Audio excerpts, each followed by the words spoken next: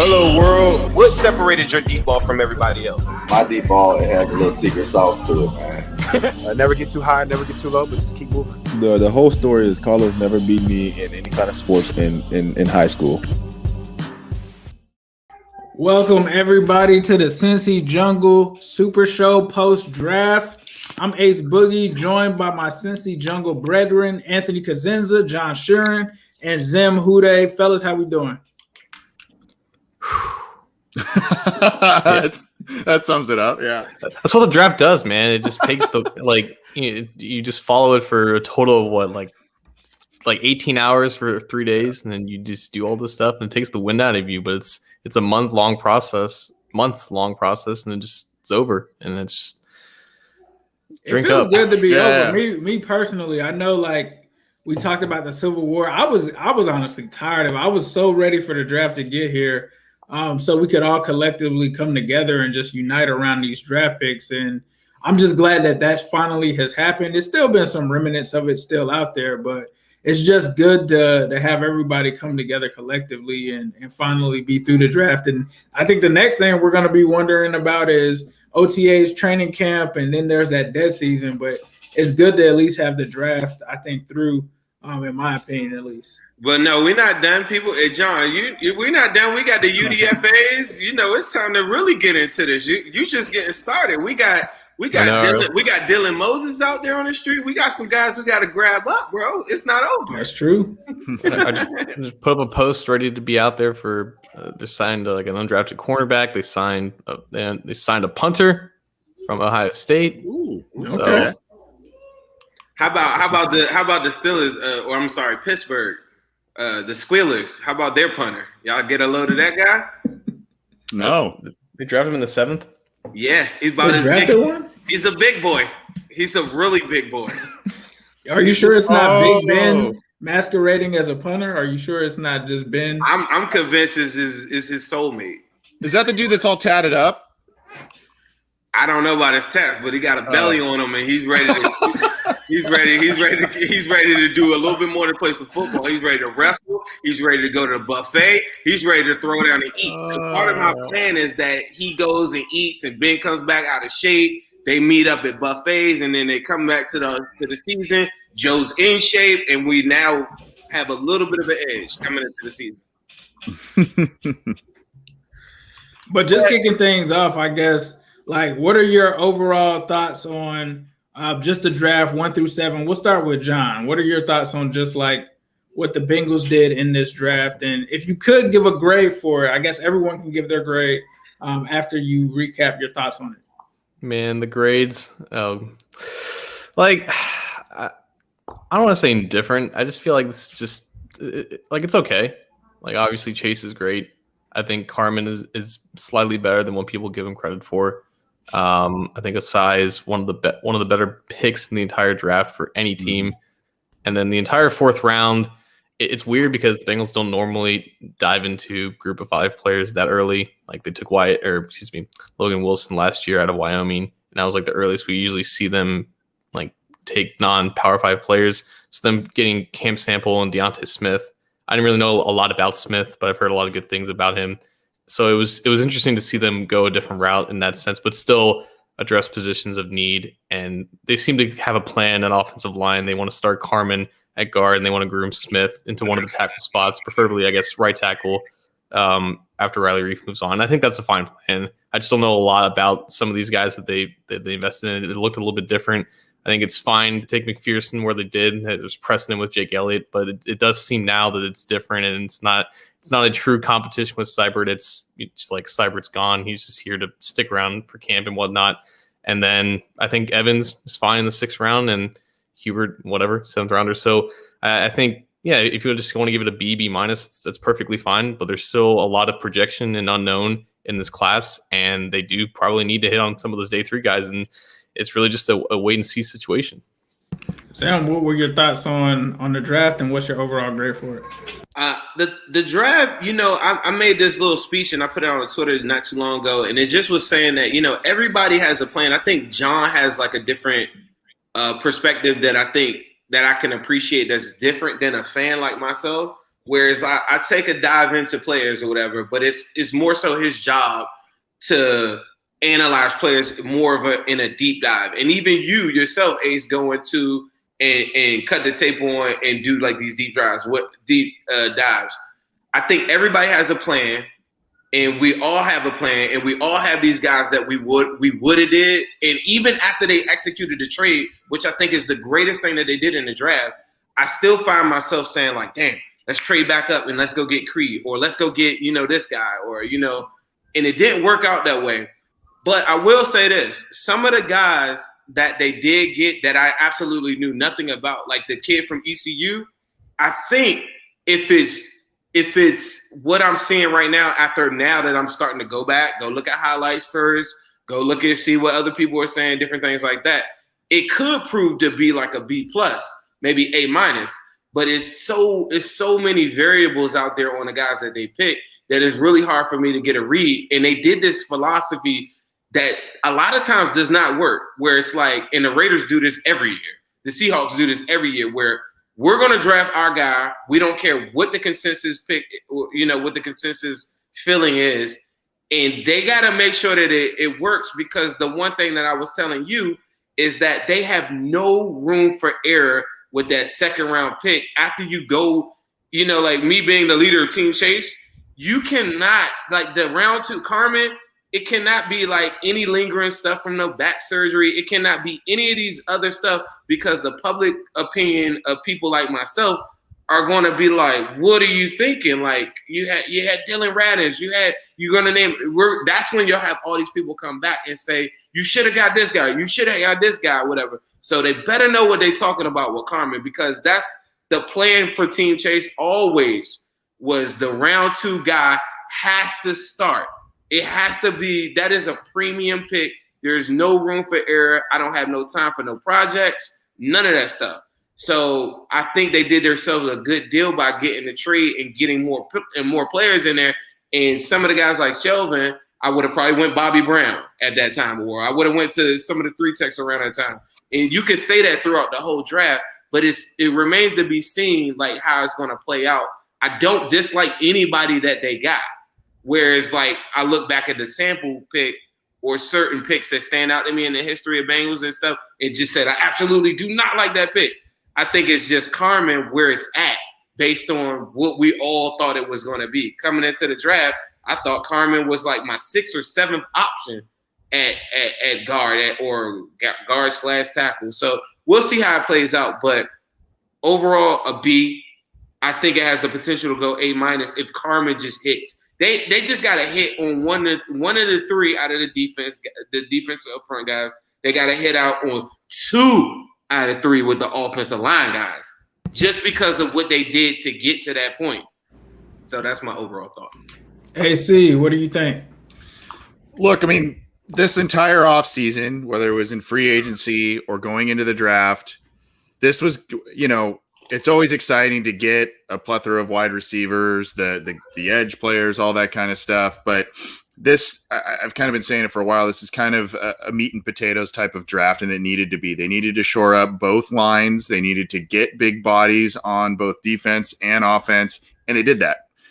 They may not have been some of the bodies that, a lot of us would have picked or were mocking to the team. But there is a possibility in my mind's eye. I was kind of thinking, maybe by 2023, and I know that's a couple years down the road, but the 3 offensive linemen that they drafted this weekend could be starting offensive linemen for them in a year, 2 years right now. If it all pans out. Now that's kind of pie in the sky thinking, meaning you hit on all 3 guys, but I really like Trey Hill. I thought that pick was good value. Joseph Aside, they had to have. That was a great pick, man. And I think you got some guard center versatility there.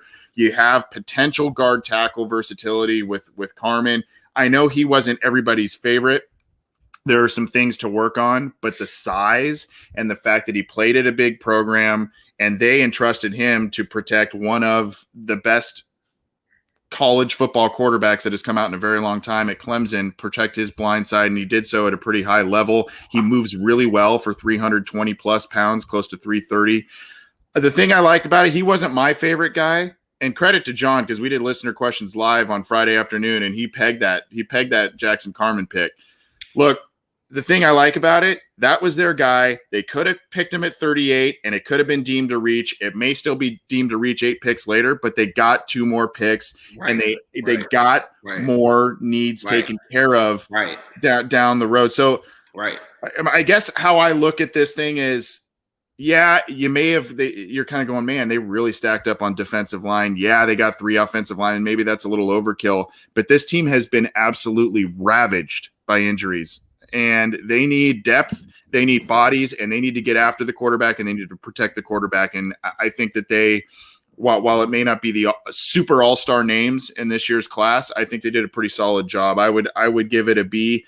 The thing I do worry about, to Zim's point, the medicals and the other question marks on some of these guys. Chris Evans, really exciting football player. I really like the athletic profile and his ability to potentially contribute, but 16 carries last year? And so you go, okay, that's a big question mark. You already have question marks around everybody because a lot of these guys either opted out or they had limited games last year, as did pretty much the entire college football slate. So then you're throwing in a guy like Carman who's got the back stuff.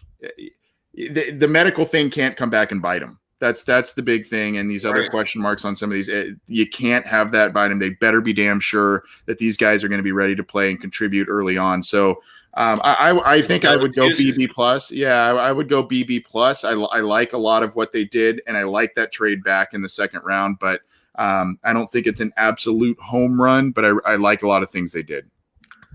No, I saw a comment. Somebody said, we just signed another punter, but we're never going to punt again. So that was kind of a waste. I'm with you.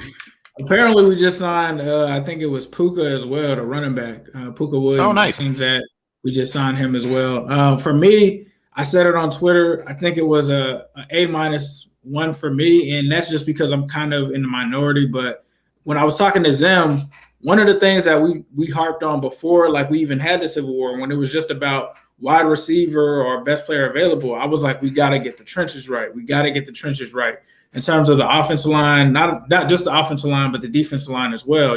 Having the Ravens run for a record number of yards on us, and also making that we only had 17 sacks on defense. That was a big deal for me in terms of what they needed to do there. And you look at all of these big, massive bodies that they just spent on the second to the end of the rounds, honestly, the end of the draft, on big linemen, like offensive linemen and defensive linemen and edge rushers. I mean, this was a team that really didn't have any depth. We got rid of Carlos Dunlap. They had to do something. I was texting Khalid Kareem, and even he was saying, like, we need to get more people in there.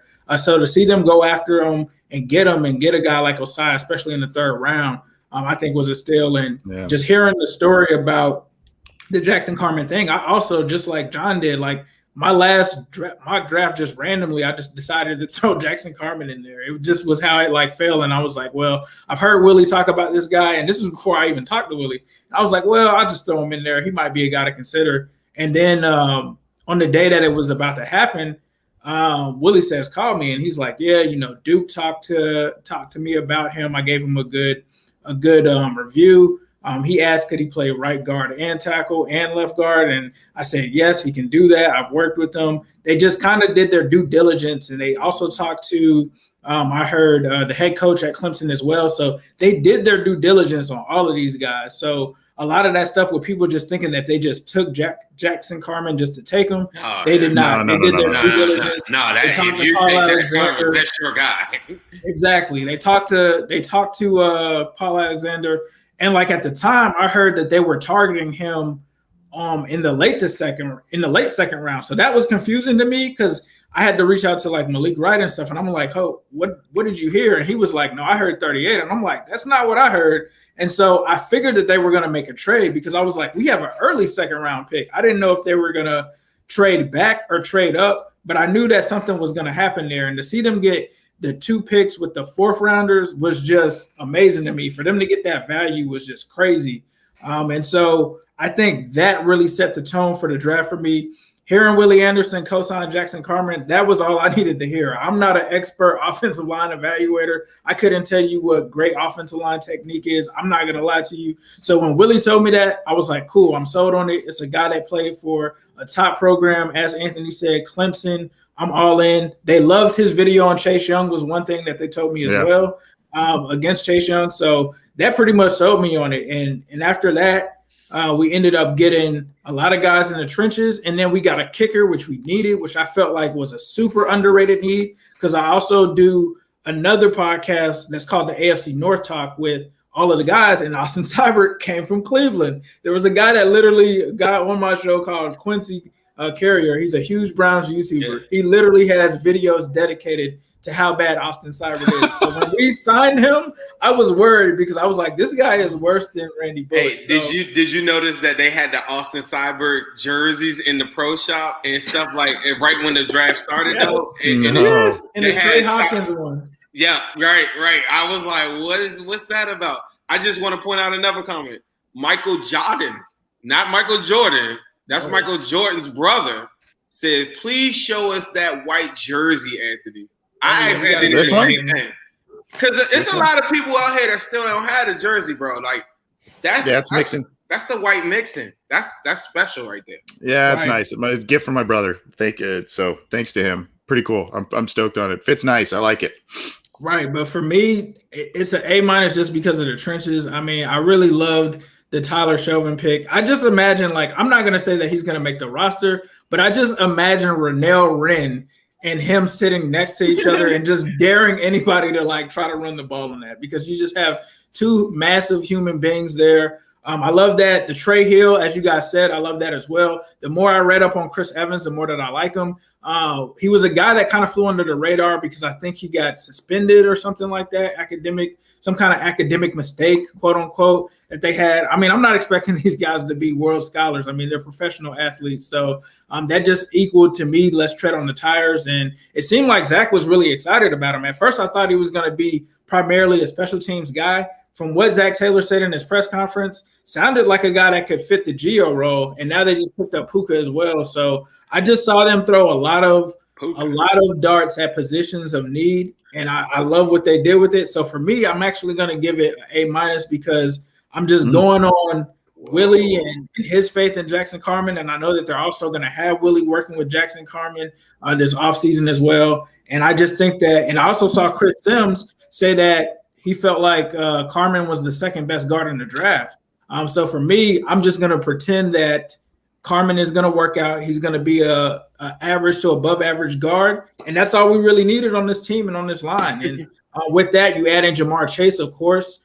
The LSU offense is essentially in effect. We got that. Miles, he was calling for Terrace Marshall at one point during the draft. You got Joey B. I mean, the sky is just the limit. I mean, the trenches are fixed to me. You got Jamar Chase. That's the icing on the cake. And I just really want to see what this team does. But they got a big nucleus of champions and apparently Tigers, LSU and Clemson Tigers, pretty much 10% of the 2019 national championship matchup is pretty much on this team. And I'm here for it. Keep that same energy all season, Ace, because they're gonna be like, Ace, you remember after the draft, you were saying that we came out of there with an A-. Don't you back up on us now?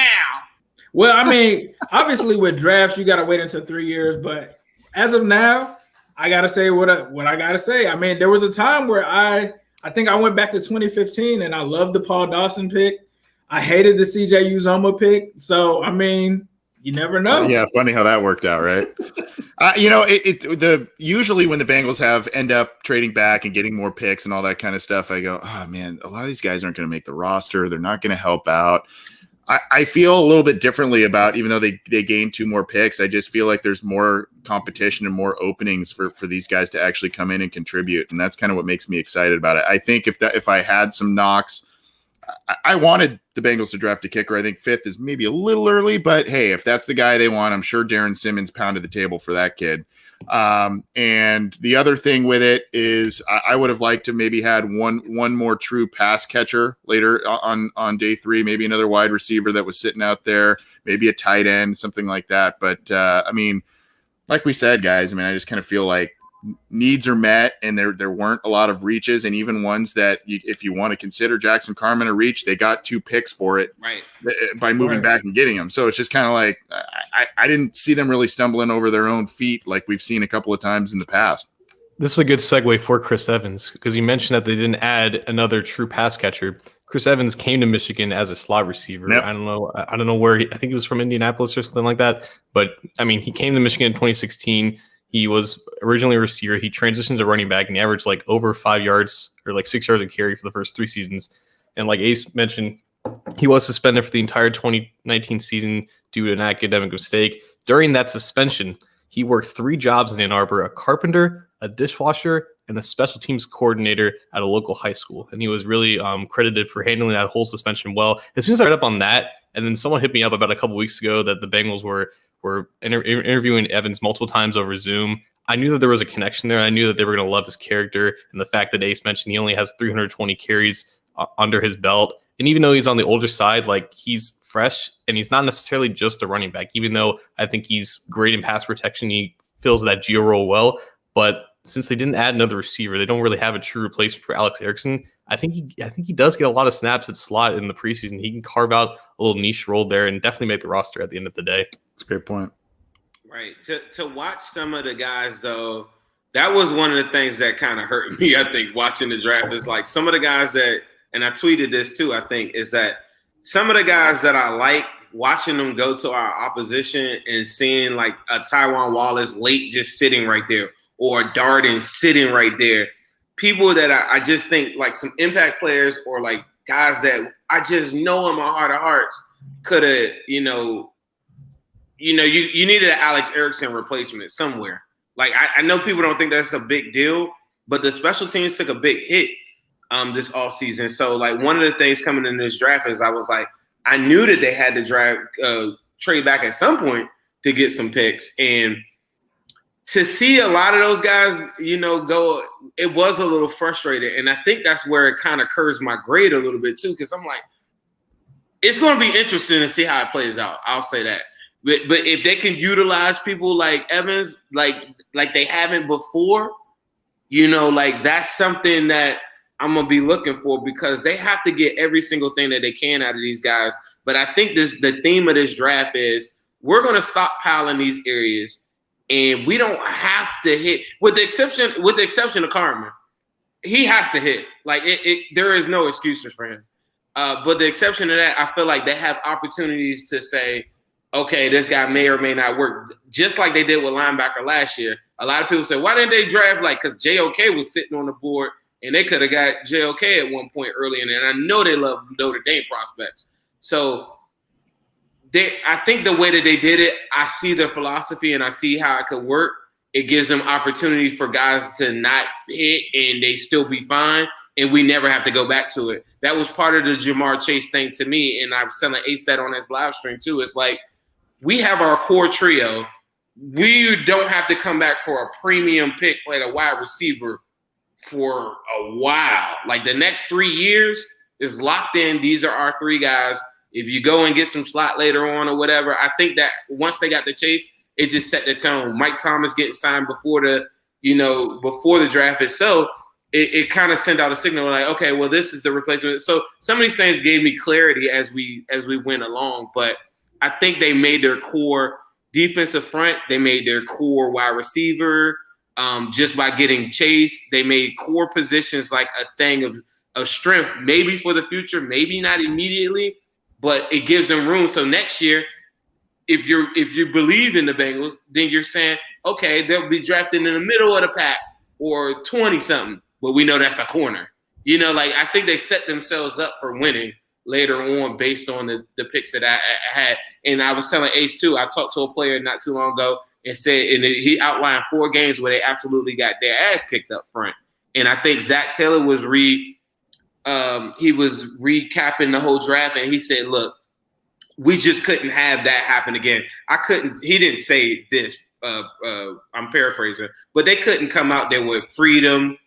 What's the other kid? Amani Bledsoe. Amani Bledsoe, another dude off the street that hurt us. I couldn't tell y'all that at press conferences, but that hurt us really, really bad. and we decided we're never going to let that happen again. And for the average fan that's just sitting at home saying, "Give me more offensive line. Why aren't you drafting Trey Smith?" Like that's a different perspective that I think people needed to hear too. Is that really hurt this staff and that hurt this team, and they just made a conscious decision that we're not going to go down that road again.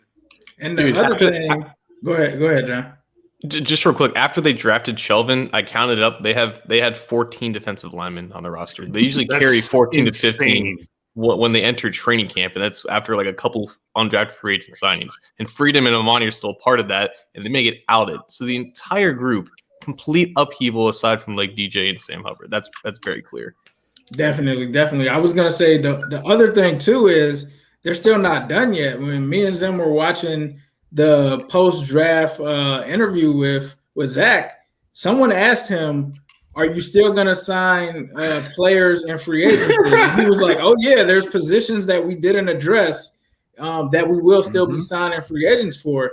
And they were like, "Which positions?" And he was like, "Well, I'm not going to give you all of that." And he started to laugh. So it's very interesting to kind of think like they didn't take a tight end, they didn't take a corner, they didn't take a linebacker, so take that late wide receiver that I just knew was coming. That never came. So yeah, it's interesting to see who those guys will be that they're looking at. And if I'm not mistaken, and John, you might know this, I believe the deadline for the compensatory picks to count ends on Monday or something like that. Like if you sign a free agent or a UFA or unrestricted free agent, I believe on Monday it no longer counts as a compensatory pick or anything like that, which in the past has caused them from pursuing guys because back when they got picked up Brandon LaFell, that's one of the reasons that they waited so long to pick him up. So I'm interested to see who else they pick up. Were there any UDFAs or anything that you guys were looking into, like that they should go after? Or someone said that Sage Surratt, the Wake Forest wide receiver, that guy interests me. I just kind of took a quick peek. I think this is as of a couple of weeks ago. Marvin Wilson. I want Marvin Wilson. Yeah. The Browns. Oh, he did? Okay. I think Marvin Wilson signed? Yeah, I think someone did say he signed with the Browns. Yeah. Right. At the beginning, Dylan Moses. Let's get into that. What do you guys think about, like, I don't know if you know per se all of the picks. I remember like keeping a little eye on the division. What do you guys think of like the rest of the division? For me personally, I know Zim, y'all gonna fry me again. That Browns draft kind of scared me, bro. Like for them to get JOK and to get Newsome, and I think they had another pick. I think it was Ben Cleveland or the Ravens got Cleveland. No, the Browns. I'm not gonna lie. Some of those picks by even the Steelers with Najee Harris and stuff like that, those were picks where I feel like the rest of the division did good too. The Ravens finally trying to get some receivers. You talked about it was his name Tywon Johnson. Tywon Wallace. You know what's so crazy? He works so well. I think he's gonna work so well, and I hate it that's the perfect wide receiver for Jamar. I mean. For Lamar Jackson. Lamar Jackson, Carman. Lamar Jackson. I was about to say Jamar Jackson. Lamar Jackson. Yeah, I think I'll have to look at it, but man, all I can say is Cleveland is loading up on defense. Like from free agency to the draft, they're loading up, but I think they also have to load up for us. But I think the rest of the division has some solid drafts as well. I still think, like, even talking to some of the guys around the division, they felt like we were in the driver's seat to have the best draft, and I think they were saying that in general. But a lot of them, just like our fans said, they thought if we would have taken Tevin Jenkins instead, that we would have been the big winners of the draft to be able to get Jamar Chase and Tevin Jenkins in the second round. I think it's interesting. I don't know if it was intentional or not by some of these teams, but there was kind of this chess match going on in the division. You see Jamar Chase get drafted by the Bengals at 5. What do the Browns do? Greg Newsome, right? And then you see the Bengals loading up on some defensive linemen, doing some things on defense, and lo and behold, teams in the division kind of getting some offensive linemen and doing some things that way. The Bengals obviously doing things on the defensive line, not only to be able to rush the passer more effectively, no matter who they play, but getting bodies and getting athletic people up front to be able to defend Lamar Jackson and the multidimensional approach that he brings. The thing is, guys, I was saying this. I think it was actually to my parents earlier because they were asking me what's going on with the draft. So I was talking to them, and I said, number one, I think if the Bengals, no matter how many times they lose in 21 and beyond, they're going to lose fun. I mean, they're going to put up points. There's not going to be these 35-9 type of lopsided scores against the Steelers and the Ravens like we've seen over the past couple of years, but I do think that with these moves, they've intentionally, I know the goal is, like John and I have talked about, the goal is to get past those Chiefs, kind of emulate what they do. But I mean, that for the first step to that is to get through the AFC North and really compete with the big brothers in there. And I think that, I think that some of these picks kind of exude the attitude of, hey, we're doing what we can to get past these guys, because really in the past couple of years, those big games against the Steelers and the Ravens, they stomped the Bengals. And even when Joe Burrow was in a couple of those games, they stomped them, and they both on offense and defense. So they needed to make some big changes. And I feel like the Bengals strategically approached the draft to do that, but the response by some of these teams too, and the players that they picked after the Bengals picked some players, I kind of know, I took note of that. Yeah, definitely. I mean, I think the division, like when we grabbed Joey B, that put the entire rest of the division on notice. And, there were ways that they could attack us, but with us beefing up in the trenches and us getting guys like Jamar Chase, like you said, Cleveland went out and got a corner. You saw them start to get offensive linemen. You see the Ravens try to get receivers, because if you're going to have to compete with this offense potentially, and we're outgunning you, you're going to have some pass catchers to throw to other than just Mark Andrews. Like, that's just not going to cut it. You're not going to be able to be the 2005 or 2007 Atlanta Falcons and just run it to death against this defense, especially with us taking guys like the nose tackle out of LSU. And it's just going to be interesting, man. This is a great division. I think, honestly, the AFC North is the best division in football. It's going to be a battle, and I can't wait to see it. But I do think that we do have the number one receiving core in the division, hands down now, especially with Jamar Chase, T. Higgins, and Tyler Boyd. We have something that is the best in the AFC North at this moment, and I think we got some building blocks to build on, honestly. I think they looked at 2005, just like I tell you all the time, and I think they just said, what are the, when they were designing the jerseys, they said, like, what are some moments in Bengals history that we've had the most success in? Anybody will tell you, like, that 2005 team just couldn't be stopped. And I think a lot of the different things that they've done have created like the foundation for some of those things. Like, to try to emulate something is very, very tough, especially in professional sports. But I think a lot of the different you spoke about the wide receiver trios. That's the one thing that really stood out. And every time I would tell TJ that, he was like, yeah, but the line. Like, we would never be anything like without the line, So I think they made a really conscious effort to go get the same kind of profile guys to be, nasty in the trenches up front. And, that's the biggest thing that I wanted everyone to understand. It's like, just because Chase is a flashier pick doesn't mean that your whole draft is lost or it's flashy. And I think they proved that, we're going to stockpile these different areas and we're going to beef it up. I'm looking at the Ravens draft as you were saying it too. They went first round. Oh, damn, I had it pulled up. They had first round, they went Bateman, which I hated. Then they went Jason from Penn State, the linebacker. Then they went Ben Cleveland. Then they went corner heavy. So, Sean Wade, I thought that was impressive that they got Sean Wade in the fifth. I didn't like that. Right, they got Sean Wade in the fifth. They got Tywan Wallace. So one thing I told you, Ace, I said before the draft, it's so many things that we've talked about on our show that actually just really happened. I said the Ravens, if they're going to exercise Lamar's fifth-year option, the only way that they could really gauge, is this the guy forever?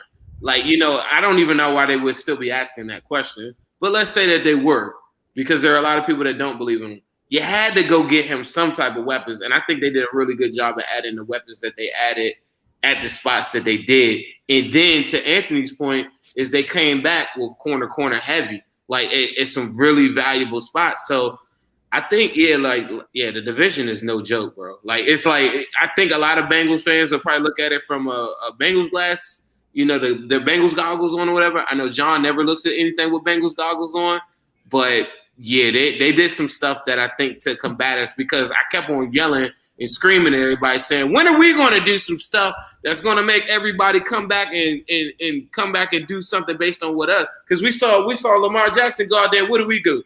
Draft 3 athletic linebackers that could keep up with him, right?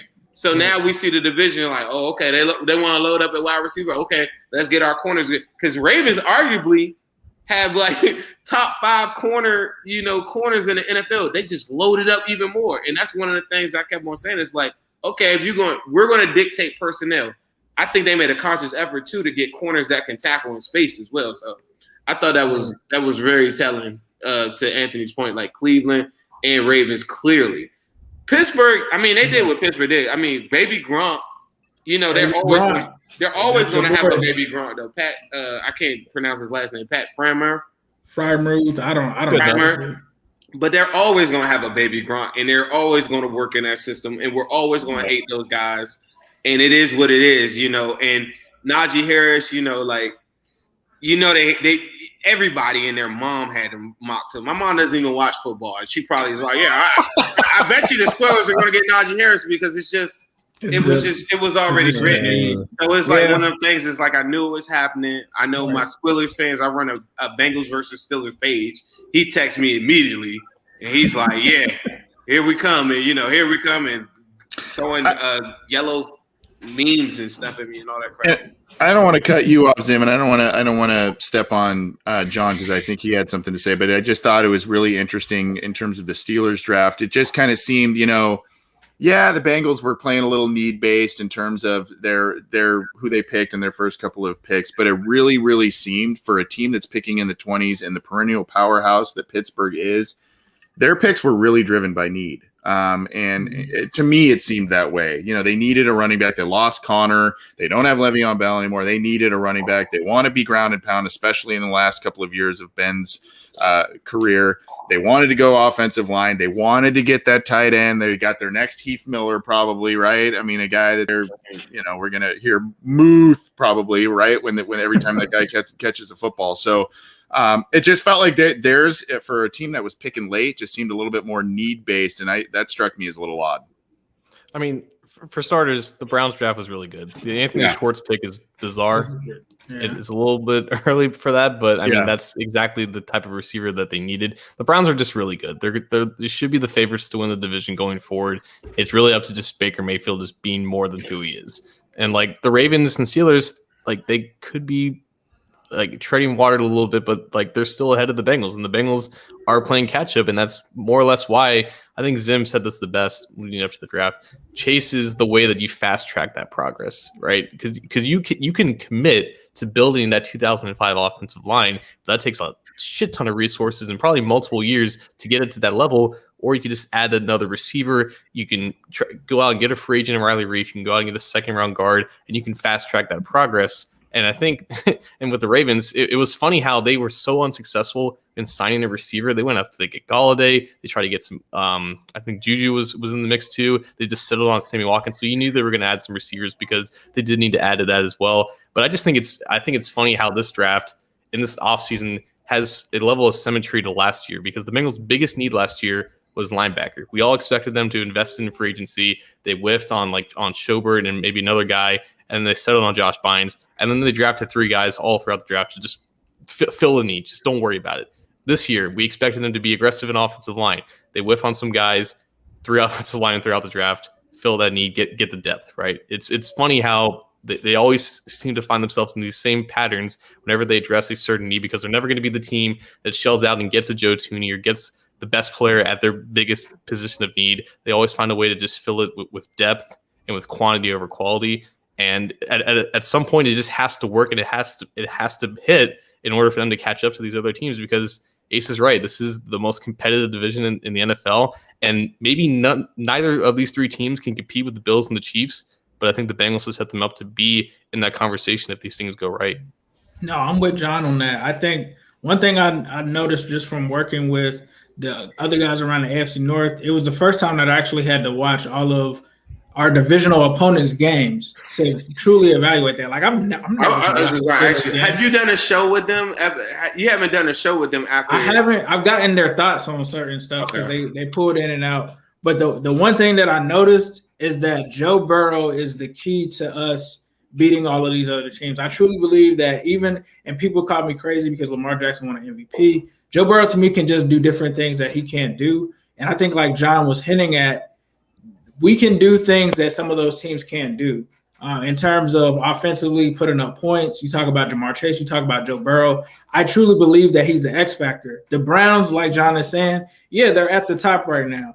The thing that's the secret weapon for me to strike them is when Baker Mayfield has to get paid $40 million a year. Whenever they're going to have to do that, whenever they're going to have to pay him that big boy money, that is the time for us to pounce on them because a lot of that talent that they have around him, they won't be able to afford. And the clock is also ticking on Lamar Jackson as well. They're going to have to give him Pat Mahomes type money, and that's going to cause them to lose a lot of those players. And that's the difference between them and us because when we give Joey B that money, he's a guy that can elevate this entire team. We're already going to have those guys locked in, and we're going to be in a much better position investing in Joe Burrow than investing that Joe Burrow type money in someone like Baker Mayfield. And that's not to talk down on Baker Mayfield, but he's just not Joe Burrow to me, and he's not going to elevate the team once that talent gets away from him. Yeah, hard to disagree. And I think one of the things we talked about Friday, and I think Zim, when you came on after the Chase pick, when we did the reaction, one of the things that'll negate the pass rush and these quarterback hits on Burrow that we saw last year is the ability to be a little bit more of a spread look offense with all of these weapons out there and the ability to get all these weapons out there. And yeah, they shored up the offensive line with the three guys they brought in and Riley Reif and Quentin Spain that they brought in free agency. But the ability to really have, true three true weapons at wide receiver immediately, maybe even more. You throw in this Chris Evans kid, maybe in the slot, like John mentioned, maybe he can be, an Antonio Gibson light type of player. You can do a lot of different things with him. And, you're able to kind of spread it out and keep a defense on its heels a bit more rather than this kind of tee off type of situation. And obviously you've fortified things up front. So when the Bengals play these teams, I'm very optimistic that we're not going to see the amount of hits, the amount of sacks, and we're not going to see these, especially against the Ravens and the Steelers. Like I said before, I'm optimistic that even if the Bengals lose, there's not going to be this ridiculously lopsided score. There's going to be that there is a significant closing of the gap between the Bengals and what they've been the past couple of years comparative to the Steelers and the Ravens. I know the Bengals beat the Steelers late last year. I remember. I didn't forget it. But I'm just saying I think we've seen quite a few in the last 2-3 seasons where the Bengals have been absolutely shellacked by Pittsburgh and Baltimore. And I think what they've been trying to build here and in the draft this year, I think they've been able to achieve something where their offense is going to give them a much different look than they've had in the past couple of seasons and hopefully, close that gap, maybe being able to split games in the division a little more frequently than they have been able to do so. Yeah, I think they put a lot of – I'm going to tell you just one thing too. I was talking to Ace earlier today too. We have a lot of conversations before we even talk. And I think that's what allows us to wing it on these shows so damn much. But the pressure is going to be on Lou Anarumo very, very early because I went back and counted acquisitions since he's been the coach. And then we're talking about now, like what we just did in this draft and coming with that defensive front. And what made me bring that up, somebody in the comments said, what about Geno? We can still get it. I feel like they 100% went full in on Lou Anarumo's project to the point where people like Geno, like, kiss that goodbye. Like they just drafted way too many people at that position now, where a person like Geno wouldn't even come in. Like this is full on you. If Joe is moving the chains and the defense fails to make consistent stops early in the season, based on all of the acquisitions that they've given Lou Anarumo, it puts a lot of pressure on him to be the first, as we've seen with Terrell Austin and some of these other guys, whatever, like the pressure's on him early on. And I just think that's one of the things I'm going to be checking out early in the season. Is like, I'm not looking for Joe Burrow to throw 40-plus times just because I have Jamar Chase. You cannot pay Joe Mixon that amount of money and not have him heavily involved in the scene. I don't care if it's Will Rouse. I don't care if it's just any type of misdirection stuff that they want to do for him, whatever. They have to get very creative with Joe Mixon to make it make sense with the money-wise. And as they learn in the year one of Joe Burrow project, you don't have the ability to take that many chances at Joe Burrow dropping back that many times early in his career like that. So year one is gotta be about this defense stepping up in some very, very key spots, because Joe Burrow cannot bail you out every single time you go down by a X amount of points coming fresh off of ACL surgery. I'm down 14 points. I can't just have Joe Burrow throwing it, 40-plus times a game. And so that's what I think ultimately puts a lot of pressure on him. This team cannot go down. They cannot go down with big margins early in games and stuff and expect Joe Burrow to come in here just because we have these weapons and just unload it and unleash hell. Now that's coming.